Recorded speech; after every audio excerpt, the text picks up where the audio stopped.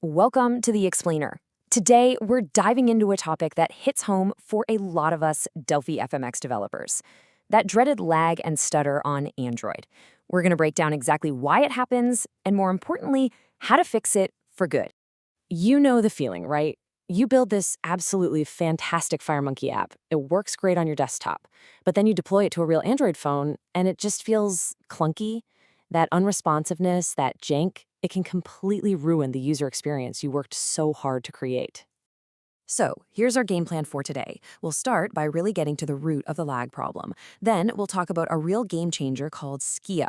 After that, we'll look at unblocking your code, building smarter UIs, and how to measure, not guess. Finally, we'll wrap it all up into a solid strategy you can use right away. Okay, first things first. If we're going to solve this lag problem, we have to understand exactly where it's coming from. It's not just some random thing. There's a very specific bottleneck in every Android app, and that's what we need to tackle. And here it is, the UI thread. The best way to think about it is as a single lane highway. Every single thing the user sees, every button press, every animation, every single pixel drawn on the screen has to travel down this one lane.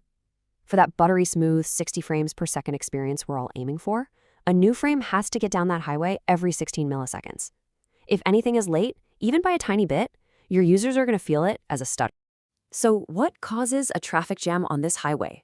Well, pretty much any long-running task. If you're hitting a database, making a network call, processing a big image, or even just dealing with a super complex layout right on the UI thread, you're basically parking a slow-moving truck in that single lane. Everything grinds to a halt behind it, and that's when your app feels frozen and unresponsive. All right, let's talk about the single most powerful tool we have to clear up those rendering-related traffic jams. We're talking about a whole new graphics engine. Honestly, this is probably the biggest performance boost you can give your FMX app on Android, period. So out of the box, FireMonkey uses whatever the platform's native graphics canvas is, and that can be, well, inconsistent. But here's the magic. We can just swap it out for Skia. This isn't just some third-party library. This is the exact same high-performance 2D graphics engine that Google uses to power Android itself, not to mention Chrome and Flutter. We're talking consistent, beautiful, anti-aliased rendering on every device. And hey, don't just take my word for it. Look at the numbers. This is hard data from real-world benchmarks. On an LG K40S, the frame rate jumped from a choppy 30 FPS to a much smoother 47. We see a similar leap on the Moto G3. That's a huge improvement that brings even lower-end phones way closer to that 60 FPS goal. And the best part? Look how ridiculously easy this is. To unlock that massive performance gain, you add one unit to your project file, and then you add one single line of code. That's it. It is, without a doubt, a huge return on a tiny investment of your time. Now, of course, there's always a trade-off. It's important to know that including the Skia library is going to add about 25 megabytes to your app size. And, for some very specific niche tasks like rendering thousands of raw bitmaps, the old way might be a bit faster. But for 99% of UI-heavy apps, the benefits of Skia are just a total no-brainer. Okay, so we've totally supercharged our rendering. That's awesome. But what about those other slow trucks on our UI highway? The network calls, the database queries. Now we need to get them off the main road completely. The trick here is to move any work that isn't directly updating the UI into the background. And for that, Delphi's built-in parallel programming library, the PPL, is absolutely the perfect tool for the job. It's literally designed for this exact problem. The PPL gives us these really simple but powerful building blocks. You can just wrap a heavy operation in an iTask and poof, it runs on a background thread. If you need to get a value back from that operation, like the result of a big calculation, you use an iFuture. And for those monster jobs, like processing a huge list of data, tparallel.4 can automatically split the work across all the CPU cores you have available. All this keeps your UI thread totally free and responsive. So performance isn't just about what's happening in your code. The very structure of your user interface, how you actually build your forms, plays a massive role.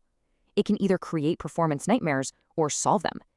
A deeply nested UI where you have layouts inside of other layouts, it's an absolute performance killer. Every time a tiny thing changes, the system has to go on this huge, complex calculation trip all the way down the tree. The goal is to keep your UI hierarchy as flat as possible. We're talking 2 or 3 levels deep max. This just drastically cuts down on the work the system has to do. And here's a little pro tip we can borrow from the native Android world: lazy loading.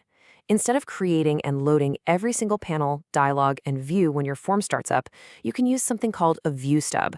It's basically an invisible placeholder that only inflates and renders the real UI when you actually need it. This can make a huge difference in your app's startup time.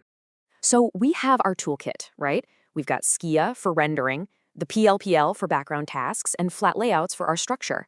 But how do we know where the real bottlenecks are in our own app? This is key. We have to stop guessing and start measuring. You really can't optimize what you can't measure. Using tools like the Android Studio Profiler, Perfetto, or the JenkStats library lets you see exactly what's going on under the hood. You can pinpoint the exact lines of code that are taking too long, see where memory is being gobbled up, and find precisely when frames are being dropped. This data-driven approach turns optimization from frustrating guesswork into a proper engineering process. All right, let's bring this all home. How do we combine all these ideas into a simple, repeatable strategy for building seriously high-performance FMX apps on Android? It really just comes down to these three pillars. Number one, supercharge your graphics. Make Skia your default rendering engine. Number two, keep that UI thread clear by offloading all the heavy lifting with the PPL. And number three, design clean, efficient interfaces with flat view hierarchies. That's the formula. But remember, this isn't something you do just once. Optimization is a continuous cycle of building, measuring, and refining your code. It's a mindset that leads to professional, high-quality apps that users love. So, the only question left is the one right there on your screen. What are you going to measure first?